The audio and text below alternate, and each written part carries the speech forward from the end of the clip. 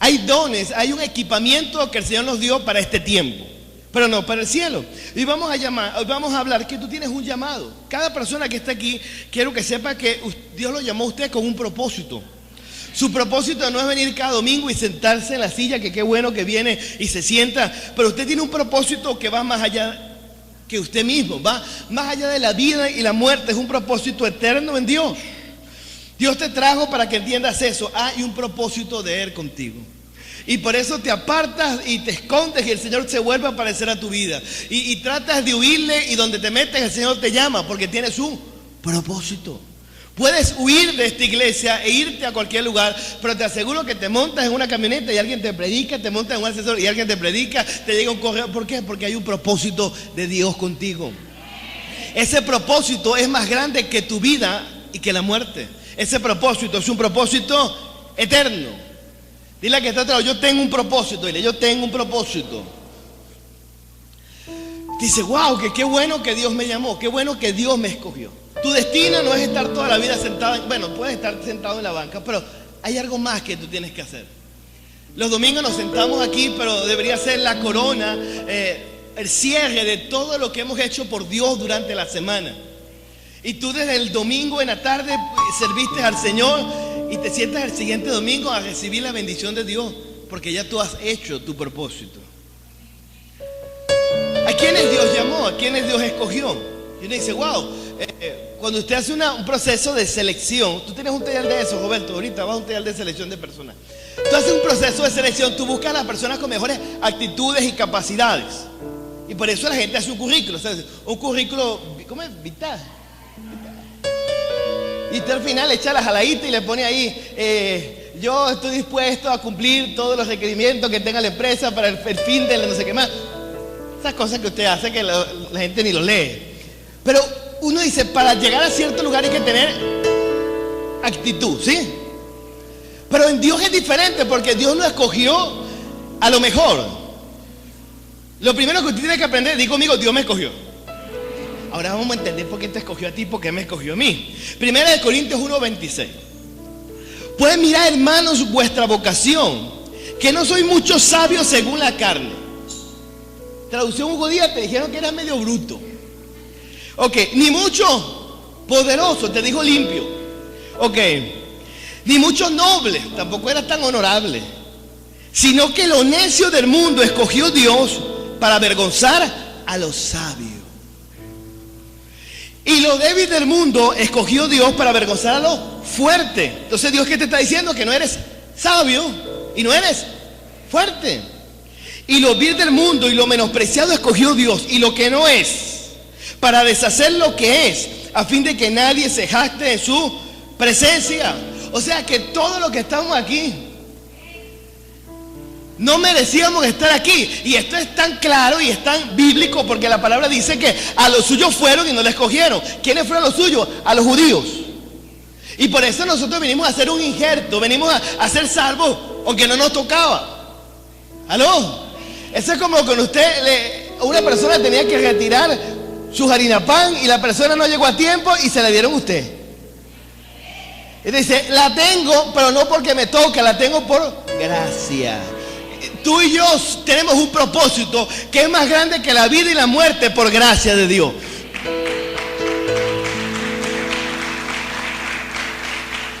Wow, el Señor nos escogió, dile que está a tu lado, no siendo nadie, para darte un propósito, una identidad y un destino a través de Jesucristo.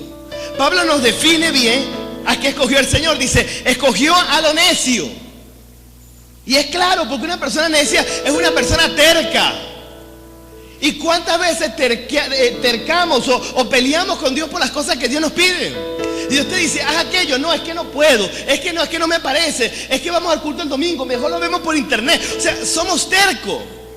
Y Dios sabe que somos tercos, ¿aló? Lo vil del mundo. Y lo último, lo menospreciado. ¿Usted sabe qué es algo menospreciado? Tenido en poco. Cualquier cosita. Pero para Dios es algo importante. ¿Cuántas veces usted y yo hemos sido necios con el Señor? Te voy a definir necio. Necio, persona imprudente, ignorante y obstinada. I love you. Vamos a una versión diferente, traducción lenguaje actual, para que tú entiendas un poco más esto. Dice la palabra, ¿a quién escogió Dios? 1 Corintios 1:28, traducción lenguaje actual. Y aunque la gente de este mundo piensa que ustedes son tontos y no tienen importancia, Dios los eligió para que los que se crean sabios entiendan que no saben nada. Dios eligió a los que desde el punto de vista humano son débiles, despreciables y de poca importancia. Esto te baja la autoestima, ¿no? Para los que se creen muy importantes se den cuenta que en la realidad no lo son. Así Dios ha demostrado que en realidad esa gente no vale nada. Por eso ante Dios nadie tiene de qué sentirse orgulloso. Es la versión lenguaje actual nos amplía un poco la visión de cómo el mundo nos ve. Dice que el mundo nos ve como gente tonta. Tú vas los domingos a la iglesia, tú eres un tonto. Y tú no tienes varias mujeres, tú eres un tonto. Y tú no robas en tu trabajo, tú eres un tonto. Y tú le das los diezmos al Señor, tú eres un tonto. Es lo que la Biblia está diciendo, que la gente como te va a ver, como un tonto. Pero que al final Dios va a usar a ese que parece tonto para avergonzar al que se la tira de inteligente. Y al final Dios va a amortiguar todo y vas a ver la justicia de Dios sobre tu vida. ¿Cuántas veces como cristianos no nos toca hacer el papel entre comillas de tontos? Perdonar cosas que uno dice, es que yo sé y todo el mundo sabe que él tiene la culpa, pero Dios te llama ¿a qué? A perdonarle y tú lo perdonas. Qué tremendo tonto. Y aquel no me da la cara, pero yo voy y me humillo con él. Entonces, no es que eres tonto, es que Dios está produciendo algo en eso que parece tontería o que parece que te estás entregando. Dios va a cambiar las cosas y va a bendecirte. Si Él dice que escogió gente que no tiene importancia para avergonzar a los que se creen importantes. Es lo que Dios va a hacer contigo. Dios te llamó no porque tú seas bueno, sino porque Él es bueno. Tú estás hoy recibiendo este mensaje porque Él es bueno. El ser llamado por Dios no es una decisión tuya, es una decisión de Dios. Dios te llamó. No es que digo, yo quiero que Dios me llame, no, Dios es el que llama. Él en su soberanía, la semana pasada le definí lo que era soberanía bíblicamente. Soberanía es que no acepta ni iguales ni superiores. ¿Se acuerdan de eso? Dios es soberano porque no tiene ni tiene superiores, porque Él es el papá de los helados. Él es el rey de reyes y señor de señores, el alfa, el omega, el principio y el fin. ¿Aló? Así que Él en su voluntad te escogió. Dios sabía que tenías que venir esta mañana. Y el diablo te decía no vayas y te jalaba por una pata y el ángel de Jehová por la otra pata y estabas ahí peleando y él dijo no, él tiene que saber que él tiene un llamado. Él tiene que saber que ella tiene un llamado. Pastor, ¿y por qué la paramentación? ¿Por qué? Porque hay cicatrices del llamado. El apóstol Pablo está diciendo, a mí nadie me esté fastidiando, a mí nadie me estorbe, a mí nadie ponga en duda que Dios me llamó, porque tengo en mi cuerpo, y podría quitarse la camisa y tener la espalda llena de latigazos, las marcas que dicen que fui llamado por Cristo. ¡Wow! Y dice, pastor, ¿y cómo son esas marcas? ¿Son espirituales o son físicas? Algunas son espirituales, pero otras son físicas. Y tú puedes ver en la frente a Oscar. Y Oscar puede decir, tengo en mi frente la marca de que yo ayudé a levantar este templo para el Señor. ¿Aló? No me estás entendiendo. ¿Quién puede levantar la mano? ¿Te quedó cómo te quedó la mano? Más o menos ahí. Aquí está la marca que se levantó la iglesia, levántate y resplandece. Puede levantarse Ali, que está allá afuera, decir, esta mitad de Dios que me falta es la marca de que yo fui de marcha para Jesús 2016. Confía en Dios y haremos historia. ¿Qué te quiero decir? Hay marcas que uno tiene que llevar. ¿Por qué? Porque Dios te llamó y las marcas son necesarias. El apóstol Pablo le cayeron a latigazos, a golpes, y cuando usted lee a Pablo hablando, Pablo dice, en tantas veces he estado en náufrago, en otras he pasado necesidad, me han caído a palo no sé cuántas veces. Dice, wow, pero pareciera que el Señor es más, le gusta hacer sufrir a la gente. Y no, es que para lo que Dios quiere contigo, tú necesitas unas marcas en tu vida. ¿Por qué? Para que Pablo, ¿sabes que Pablo tenía un demonio que la bofeteaba? Y Pablo dice, el Señor le decía, bástate mi gracia, mi poder se perfecciona en tu debilidad. El Señor le está hablando, Pablo, te voy a poner un demonio que te abofetee para que no se te olvide que tienes un propósito porque yo te lo di y no porque tú te lo mereces. El problema es que cuando Dios nos da constantemente bendiciones, creemos que es un derecho adquirido. ¿Aló? Cuando Dios nos da constantemente bendiciones, dice, es que ya eso es mío. Eso no es un sueldo bonificado, que a usted le pagan 2 o 3 meses el mismo bono y ya se hace parte de su sueldo. ¿Todavía es así? Sí. Pero con Dios no es así. No es que tú te mereces que Dios te llame, que tú te mereces que Dios te escogió, no. Es que Dios te escogió por su misericordia y por su gracia. Pregúntale que está a tu lado, ¿para qué Dios me llamó? Dile. Uno, para hacer la voluntad de Él, no para hacer tu voluntad. Pastor, ¿y qué hago yo con eso? Tienes que, todo lo que Dios te dio, tienes que llevarlo para hacer su voluntad. Lo segundo, Dios nos llamó para hacer buenas obras. Y en este tiempo hay que hacer buenas obras. Y buenas obras no solamente habla de lo que yo hago con mis manos, sino la intención del corazón con que la hago. Efesios 2:10 dice, porque somos hechura suya, creados en Cristo Jesús para buenas obras, las cuales Dios preparó de antemano para que anduviésemos en ellas. ¿Cuántos saben que las obras no nos salvan? No nos salvan las obras, pero sí revelan lo que hay en nuestro corazón. Las obras no te van a salvar, pero van a revelar lo que hay en tu corazón. Van a revelar si eres un tacaño, si eres un pichirre. Van a revelar si eres un miserable. Las obras no te van a salvar, pero sí revelan lo que hay en tu corazón. Mira, es imposible amar a Dios y no amar al prójimo. Eso es tan fácil como que tú tienes tu tamaño y tienes un niño de 4 años. Entonces tienes alguien que te diga, yo te amo a ti, pero ese niño no lo quiero. ¿Es posible? No, si no quiere a mi chamo me voy. I'm sorry. Si tú amas a Dios, tú amas la creación de Dios. Y cada uno de los que estamos aquí somos creación de Dios. Es imposible entonces no amar a Dios y no hacer buenas obras. La fe, la creencia en Jesús no puede ser improductiva, no puede ser estéril. Debe dar resultados, debe dar frutos, debe producir una acción de compasión.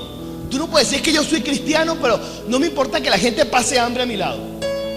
Yo soy cristiano, pero que trabaje.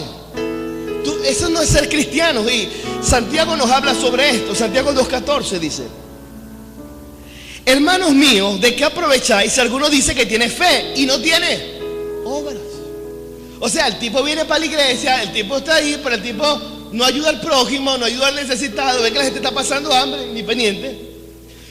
¿Podrá la fe salvarle? Se hace una pregunta a Santiago.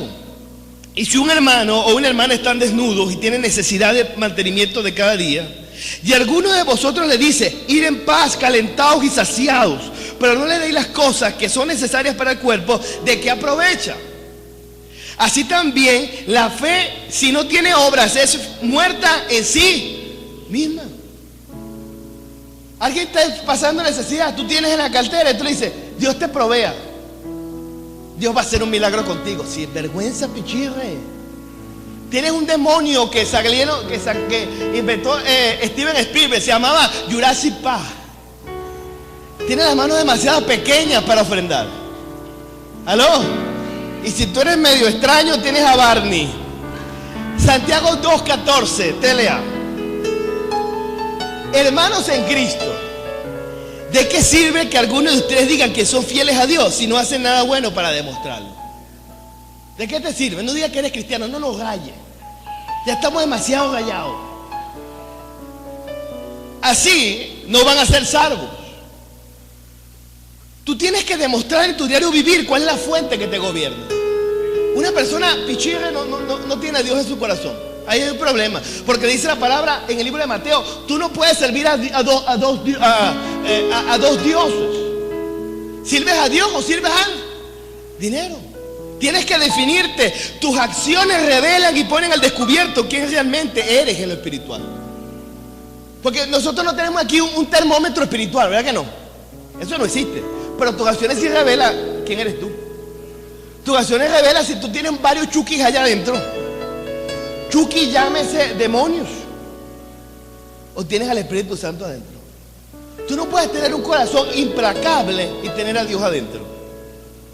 Santiago 2:15. Si algún hermano o hermana de la iglesia no tiene ropa ni comida, y tú no das lo que necesitas para abrigarse y comer bien, de nada te sirve que tú le digas que te vaya bien, abrígate y come hasta que te llene. Eres un sapo. Si tú ves que el tipo está pasando necesidad, tú dices, y tiene que Dios te bendiga. No, tú tienes cómo hacerlo. Porque no entendemos, y eso es algo que tenemos que aprender todos. El 100% de lo que nosotros tenemos le pertenece a Dios. Tú quieres que Dios te bendiga lo que tú tienes que entregárselo a Dios. ¿Y tú qué eres? El administrador. Tú eres el mayordomo. Y dices, pastor, no me gusta. Tienes que gustarte, porque si Él es el dueño de lo tuyo, Él es el dueño del oro y la plata que hay en todos lados.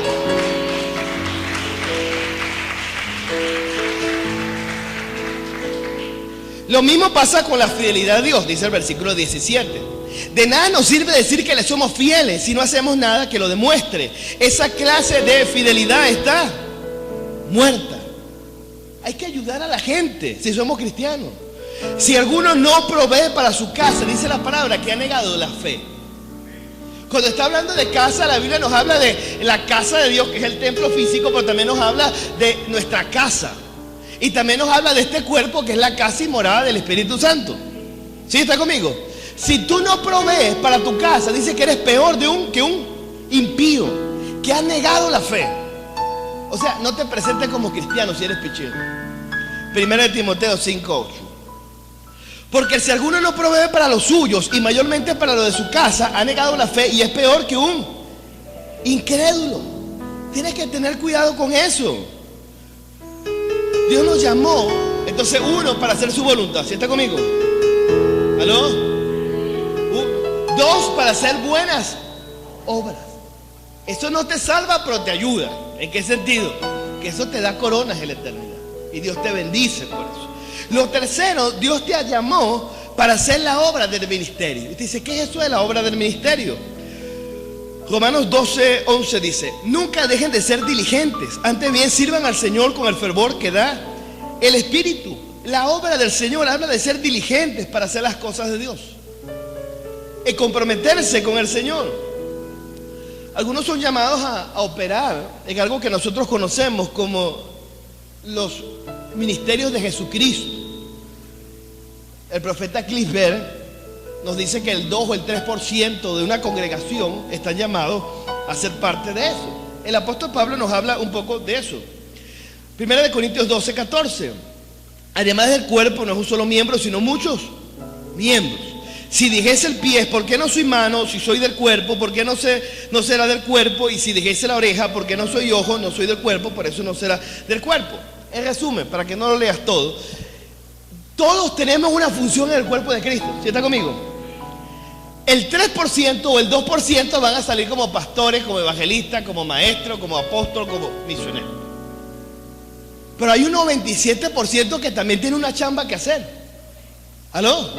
No es que como yo no soy pastor, yo no tengo por qué estar pendiente de los hermanos que están sufriendo, porque este chamba del pastor. ¿Aló? O como yo no soy el apóstol, yo no tengo que estar pendiente de si la persona no tiene para comer, porque eso es chamba del pastor. No. Hay un 3% que está llamado a los 5 ministerios de Jesucristo, pero hay un 97% que está llamado a tener un ministerio como el de Dorcas o como el de Esteban. Dice, me habló en chino, ya te lo voy a traducir para que entiendas un poco sobre esto. Efesios 4:11 dice, y él mismo constituyó a unos apóstoles. Dile que eso está vigente, dile. Que hay apóstoles locos como todo. Usted a lo mejor es médico y usted conoce médicos locos o no. Usted es administrador y hay administradores locos. Usted es contador y hay contadores ladrones. Pero eso no significa que usted sea ladrón porque el otro sea. ¿Aló? El mismo constituyó a unos profetas, a otros evangelistas, a otros pastores, a otros maestros, a fin de perfeccionar a los santos para la obra del ministerio, para la edificación del cuerpo de Cristo. Esos son un 2 o un 3%, pero ahora quiero que veamos el 97%, ¿dónde está su lugar? Dile que está a tu lado, tú vas a ser un Esteban. Hechos 6:1 nos habla sobre Esteban.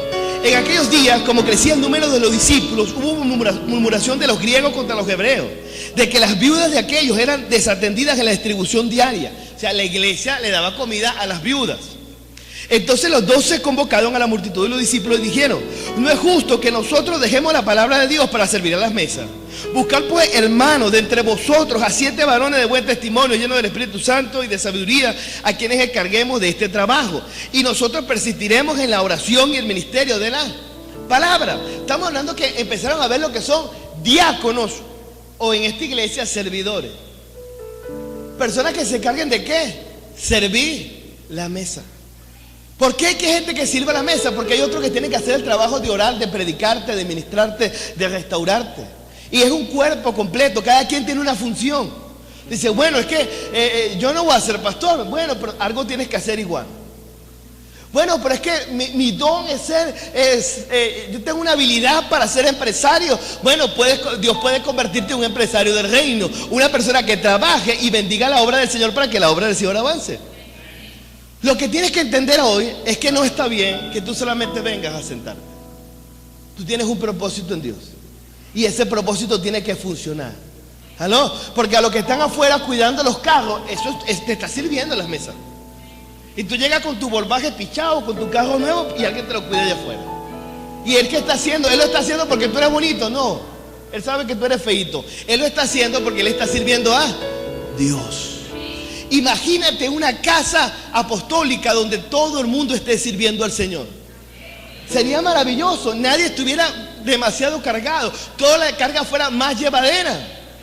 Y ustedes estuvieran peleando: ¿cuándo me toca cuidar a los niños? Pero faltan 3 meses y sería otra cosa. El problema es que no entendemos que solamente un 3% es llamado a hacer a labores de Jesucristo como tal, de los 5 ministerios. Y cambian la cifra. Entonces usted dice, no, 97% vamos a ser pastores y el 3% que sirvan las mesas. ¿Aló? Escogieron hermanos. Dice, escogieron hermanos de entre vosotros. O sea, los servidores, ¿de dónde tienen que ser? De aquí adentro. Segundo, de buen testimonio. Tu testimonio es demasiado importante, porque tu testimonio puede detenerte el crecimiento espiritual. Tú tienes que poner tu casa en orden. Y tercero, lleno del Espíritu Santo. Te dice, oye, entonces es un asunto espiritual. Porque este mismo Esteban, que es un diácono, es el mismo Esteban que está predicando en la calle, que te lo prediqué hace como 3 domingos. No, 2 jueves. Y te cayeron a piedra y murió viendo a Cristo. ¿Aló? Tú no decides cuál es tu llamado. Tú solo puedes aceptar tu llamado. No es que esto llega aquí y entonces tú llegas. Dime el abanico de las áreas de la iglesia.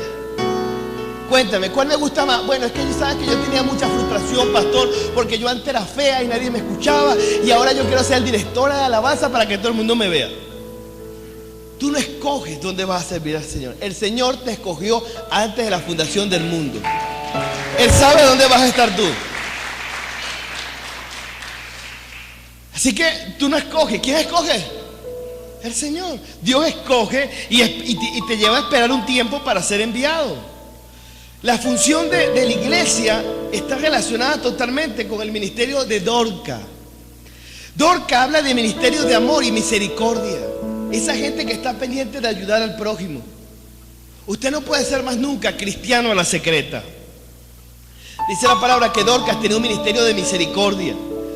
Ella ayudaba al prójimo, al necesitado. Ella era como tú, mujer. Ella tenía una máquina de coser en su casa y decía, ay, la hermana no tiene ropa, entonces yo le hago una camisita y lo otro. Dorcas hacía ropa para que tenía necesidad. Dice, eso nos parece espiritual. Sí, eso es espiritual. ¿Por qué? Porque Jesús predicaba, pero no solamente llevaba la palabra, sino que multiplicaba el pan y los peces. Y eso es físico. Bueno, pero yo quiero hacer solamente cosas espirituales, entonces que Dios no te dé para pagar la mensualidad al final de mes. ¿Entiendes? Dios está envuelto en todos los asuntos de tu vida.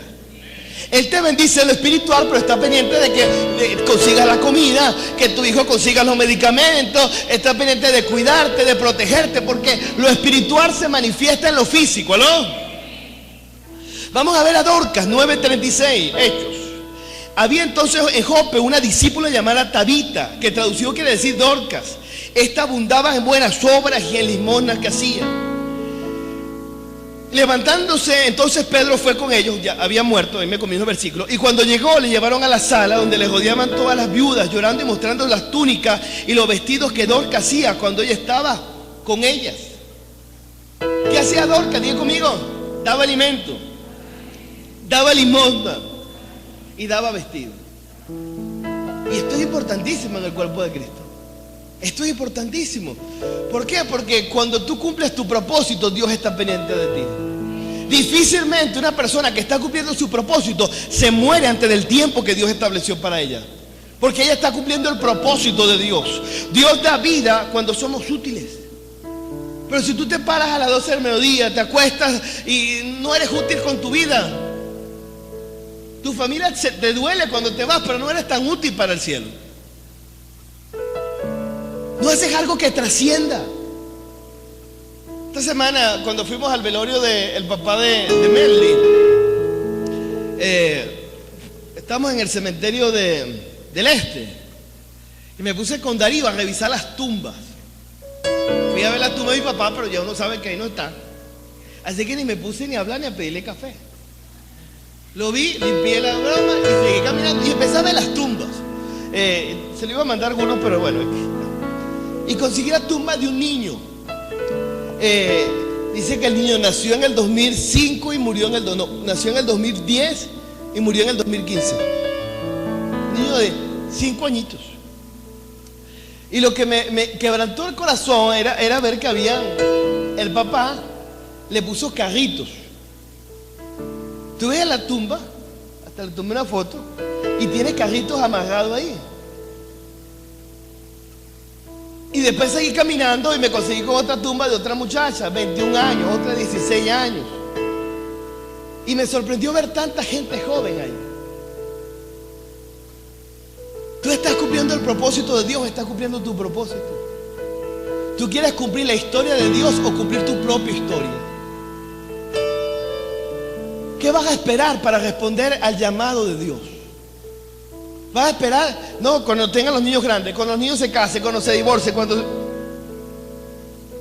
El día para cumplir tu propósito empieza hoy. Tú tienes un propósito que es más fuerte que la vida y la muerte. Dice, ¿y cómo es eso? El llamado queda. ¿Por qué? Porque es el propósito de Dios. El día que la pastora y yo no estemos, la iglesia sigue siendo levántate y resplandece. Porque el llamado trasciende la vida y la muerte. ¿Cuál es tu llamado? ¿Qué estás haciendo para el reino?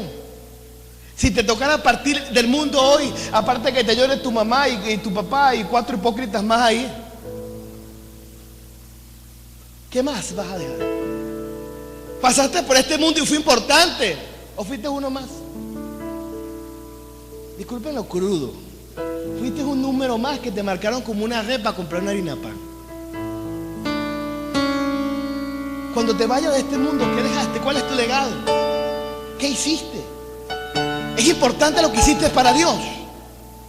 Tus hijos pueden llegar el día y decir, wow, es que estoy sirviendo en tal ministerio. Mi papá sirvió aquí.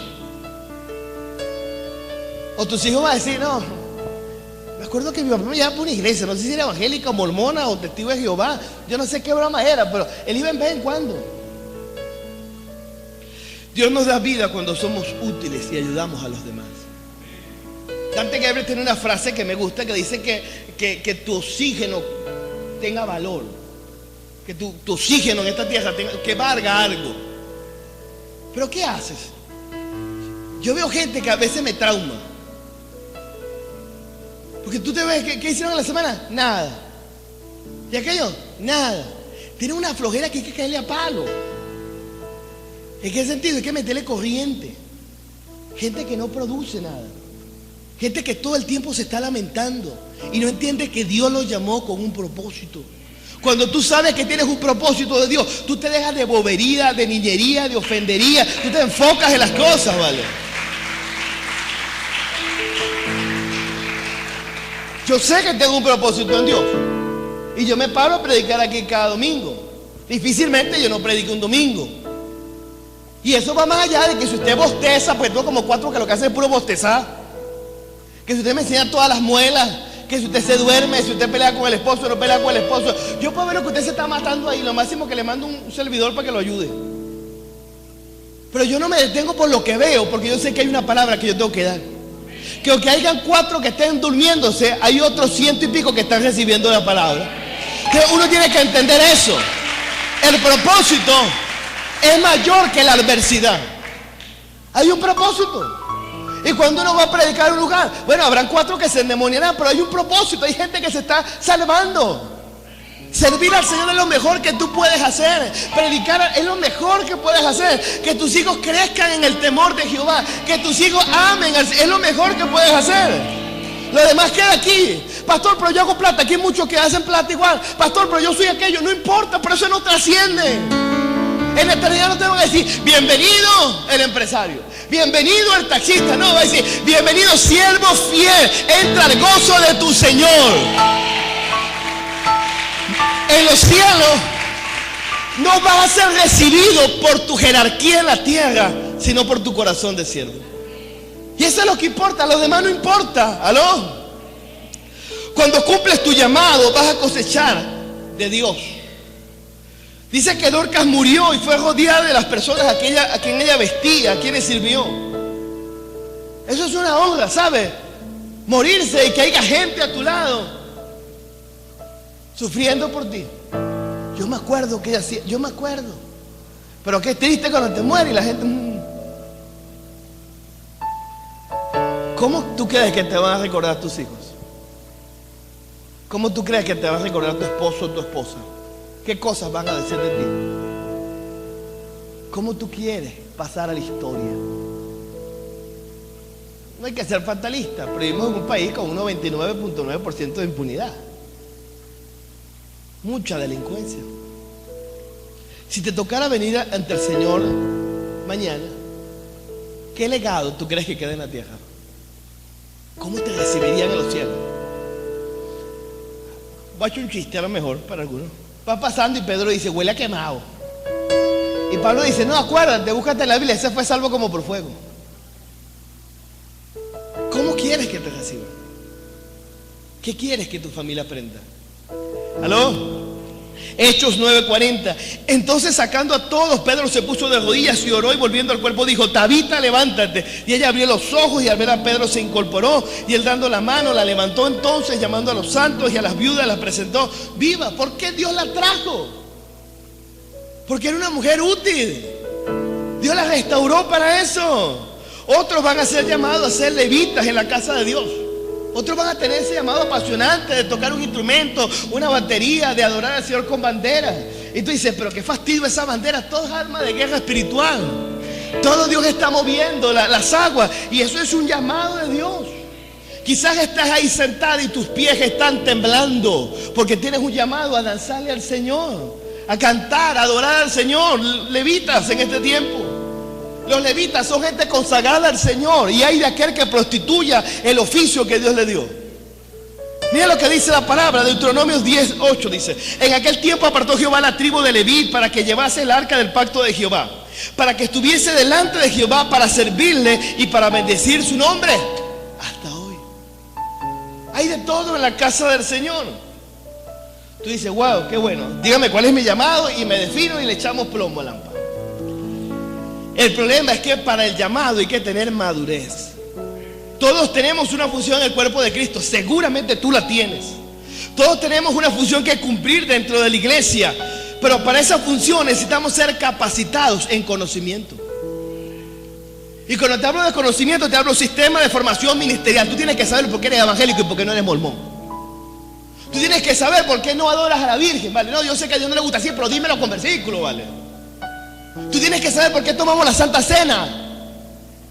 ¿Por qué no tomamos la primera comunión y tomamos la Santa Cena? Tú tienes que saber cosas para poder crecer en el cuerpo. Eso se llama conocimiento.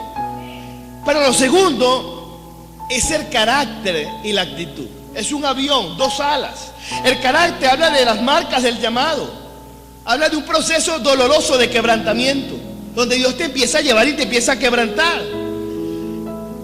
Y habla de madurez. para que usted grafique la madurez. La madurez es cuando usted, en los tiempos de antes, agarraban la uva, la metían en una cubeta grande y se metía una persona y pisaba la uva hasta que saliera el jugo de uva. Eso es madurez. Es un proceso donde Dios te mete para triturar las impurezas que hay en tu vida. ¿Aló? El conocimiento es necesario. Voy a cerrar la prédica con esto. La madurez nos lleva a abstenernos. Dile que está a tu lado, abstenerte. ¿Qué significa abstenerse? Es no participar en algo en que yo tengo derecho a participar. Cuando tú eres pequeño en el Señor, a ti te dicen, no fumes, ¿sí o no? No digas grosería, no tomes, no hagas aquello. Es una parte de abstenerse. Eso es cuando eres pequeño. Cuando vas madurando, hay cosas que ya nadie te lo va a decir, sino que ya tú tienes una conciencia del bien y el mal. Y puedes decir, yo sé que eso no le conviene a Dios, yo sé que eso no lo tiene el Señor. 1 Corintios 9:25. Todo aquel que lucha, de todo se abstiene. Ellos a la verdad para recibir una corona corruptible, para nosotros una incorruptible. El que está en deporte se abstiene de ciertas cosas porque sabe que no le conviene. Eso es madurez. Tú quieres que Dios te use, empiezas a abstenerte tú mismo de lo que sabe que está mal. Y ahí Dios va a tomar el control de tu vida. 1 Corintios 10:23. Todo me es lícito, pero no todo conviene. Todo me es lícito, pero no todo edifica. Póngase sobre sus pies.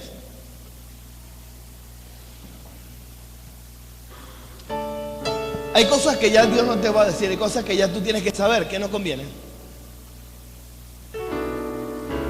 Pastor, que me monta cacho. Eso, de hecho, eso es discernimiento natural. Ahí no hay ni que orar. Cierra tus ojos ahí donde estás. Padre, clamamos a ti, Señor. Clamamos a tu presencia, Padre. Tú conoces, Dios, el llamado que hay en cada uno de mis hermanos, Señor. Tú conoces cómo le llamaste y le sacaste del fondo, del oscuro, para traerlo a la luz, Señor. Yo te pido que hoy avives el llamado que has puesto en ellos, Señor. Que la pasión por servirte sea indetenible, Señor. Que la pasión por tu presencia sea indetenible, Señor. Que el río de tu espíritu sea indetenible en cada uno, Señor. Los que quieran cumplir el llamado de Dios, todos con los ojos cerrados para que nadie vea a nadie. Yo quiero que levantes tus manos y quiero orar por ti.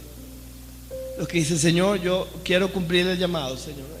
He peleado mucho tiempo ya, he perdido mucho tiempo y quiero cumplir el llamado que tienes conmigo, Señor. Vamos a entrar con recibe mi vida, Karen, por favor. Con tus manos levantadas ahí, repite conmigo, dice, Señor Jesús, yo me rindo a ti, Padre. No quiero perder más tiempo. Sé que tienes un propósito para mí y yo quiero cumplirlo, Señor. Quiero rendirme ante ti, Señor. Tú conoces todos los defectos que tengo, los pecados que tengo, Señor, porque ante ti todo es manifiesto. Pero con todos los defectos que tengo, aquí están mis manos, Señor, y yo quiero servirte. Quiero que uses mi vida, Señor. Quiero ser útil para ti, Señor. Quiero trascender de la vida y la muerte, Señor. Quiero ser útil en tus manos, Señor, en el nombre de Jesús. Voy a orar por ti. Padre, gracias por este día, Señor. Yo te pido que la llama de tu llamado se encienda en el corazón de cada uno de ellos, Señor.